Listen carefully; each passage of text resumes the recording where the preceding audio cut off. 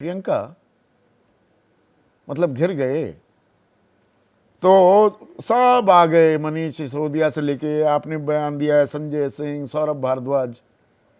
नुकसान हो गया? नहीं नहीं, नुकसान नहीं हुआ। देखिए, ये मुद्दा से डाइवर्ट करने वाली बात हो रही है, क्योंकि शुरू से आप चाहे संजय सिंह सर को पहले से सुने, आज छोड़ दीजिए, पहले भी उन्होंने संसद के अंदर कहा कि जेन्युइन पूर्वांचली भाई बहनों के वोट कटवा रही है भाजपा। कल आज आपने वो वीडियो देखी कि एक भाजपा का कार्यकर्ता बस में जा रहा था, किसी चैनल ने उसकी बाइट ली और उससे पूछा कि कहां से हो। उसने कहा कि उत्तर प्रदेश से। मैं सुनवा देता हूं पीसीआर, जरा ये बयान सुनवाइएगा, ये बयान सुनवाइएगा।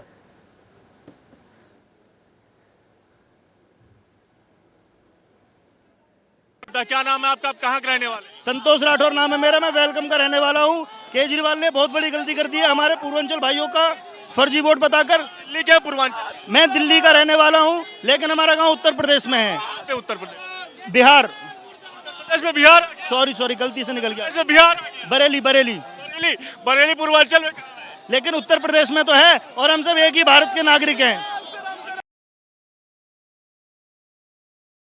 आपके कार्यकर्ता कह रहे हैं मैं दिल्ली वासी हूँ मैं उत्तर प्रदेश का। उत्तर प्रदेश में गांव कौन सा हुआ जी कि बिहार?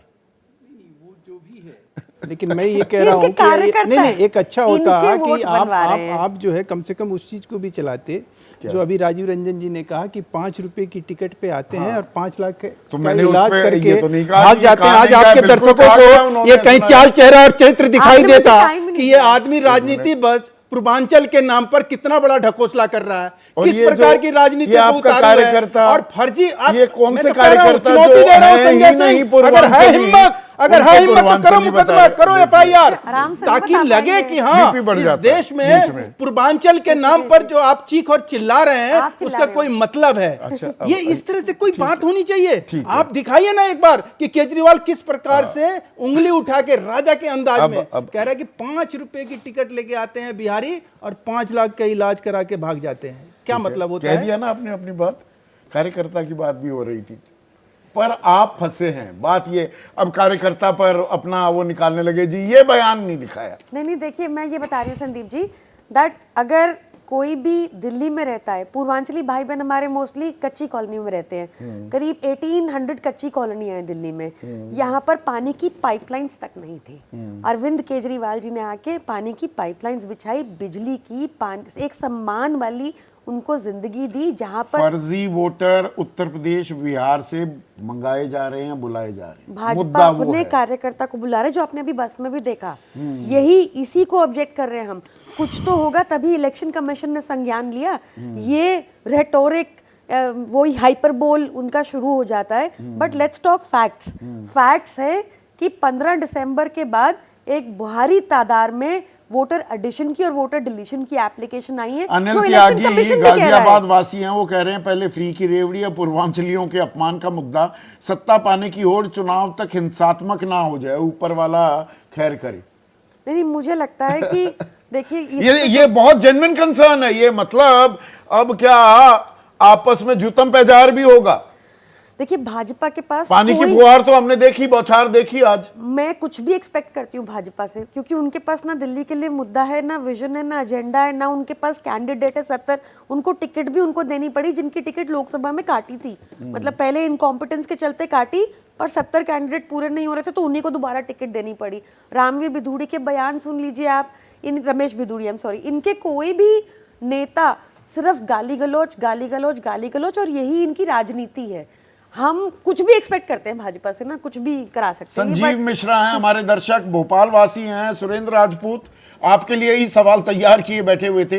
पूर्वांचलियों पर बीजेपी और आपके सेल्फ गोल से कांग्रेस को फायदा हो सकता है कि ये दोनों की पोल पट्टी खुल गई, और इसीलिए मैंने वो सोच समझकर शब्द इस्तेमाल किया था कि आज बड़े मुतमईन अंदाज में, मुतमईन मुद्रा में बैठे हुए आप कार्यक्रम में पाए गए शुरुआत में।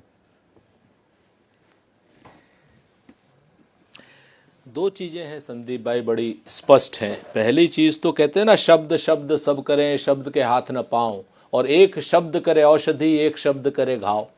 मैं आपको स्पष्ट रूप से कहूं, चाहे वो जेपी नड्डा भारतीय जनता पार्टी को, चाहे अरविंद केजरीवाल जी, क्या नाम आप पार्टी को, इन दोनों ने पूर्वांचलियों का अपमान किया है।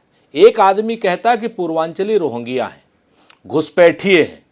एक आदमी कहता है कि ये लोग वहां से आकर के वोटर लिस्ट बनवा रहे हैं, वोट बनवा रहे हैं। दोनों में अंतर क्या हुआ? दोनों की तो मिली भगत है। मैं तो कहता हूं ना कि झूठ बोला है तो उस पर कायम भी रहो। जफर आदमी को साहिबे किरदार होना चाहिए।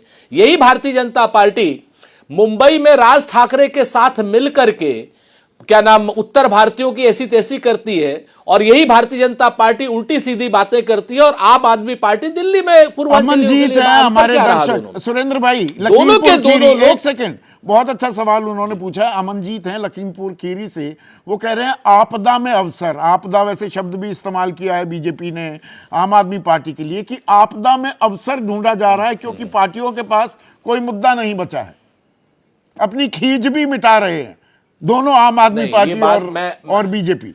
मैं अमनजीत, हाँ, उन दोनों के लिए मैं सहमत हूं अमनजीत सिंह से। लेकिन आप कांग्रेस को देखिए, कांग्रेस ने बहुत स्पष्ट रूप से, चाहे वो गाजीपुर में कचरे के पहाड़ की बात हो, चाहे जमुना मैया के झूठे बेटे की बात हो, चाहे गंगा मैया के झूठे बेटे की बात हो।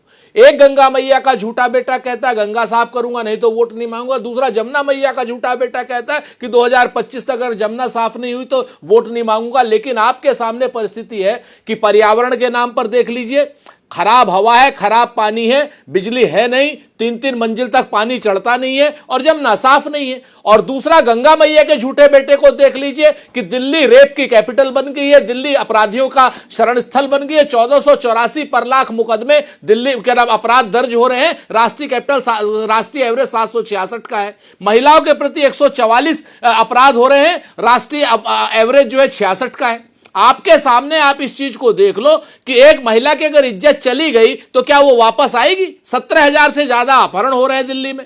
और नरेंद्र मोदी जी हो चाहे अमित शाह जी, दोनों प्रचार मंत्री के रूप में बैठे। ये सारी मैं नहीं कहता कि वो मणिपुर जाए, लेकिन मैं ये जरूर, चुनाव में सुरेंद्र राजपूत सारी बातें भूल गए थे। लीजिए सर, हाँ। क्यों लोग आधी बातें तो याद थी, आधी भूल गए थे। आधी बातें तो याद थी, मणिपुर तो आप बताओ हमको। ये अच्छा जवाब है।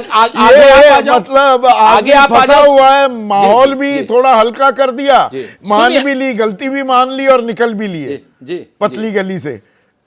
जी, और दूसरी बात, मैं बहुत महत्वपूर्ण बात बता रहा हूं, बहुत महत्वपूर्ण संदीप भाई, मेरे और आपके बीच की बात है।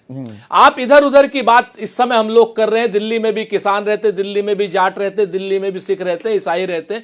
खनौरी बॉर्डर पर जगजीत सिंह डल्लेवाल 46 दिन से अनशन पे मरने वाला है। बिल्कुल बिल्कुल। ये सरकार यहां पे चुनाव लड़ रही है, निकम्मों की सरकार है, कायरों की सरकार है, ये निर्लज्जों की सरकार है। सरकार चुनाव लड़ रही है। दिल्ली के किसानों से मिलने चले गए, दिल्ली के किसानों से मिलने का वक्त है। देश के कृषि और किसान कल्याण मंत्री को, दिल्ली में मानो जबरदस्त खेती होती है, और बाकी जो हरियाणा पंजाब के किसान हैं वो तो भैया घर पर आलती पालती मारकर बैठ जाते हैं। किराए पर खेती हो रही है, खेती हो ही दिल्ली में रही है। कल सर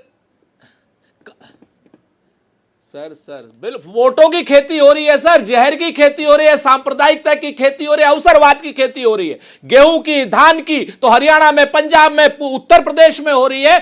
कल रेशम सिंह ने सल्फास खा लिया। जगजीत सिंह डल्लेवाल साहब अगर मर गए ना तो मैं आपको बता दूं चिंगारी का खेल बुरा होता है। और वो आदमी मांग क्या रहा है? वो सिर्फ इतना मांग रहा है कि प्रधानमंत्री नरेंद्र मोदी चुनाव से हट करके कम से कम हमारी जो जायज मांगे आपने मान रखी है वो तो आप घोषित कर दो। उस बुजुर्ग आदमी को आप मारना चाह रहे हो। आप इस चीज को देखो, आप चुनाव होते रहेंगे, आते रहेंगे, जाते रहेंगे ना, पर हर बात को अपमान सम्मान तक भी लाया जा रहा है।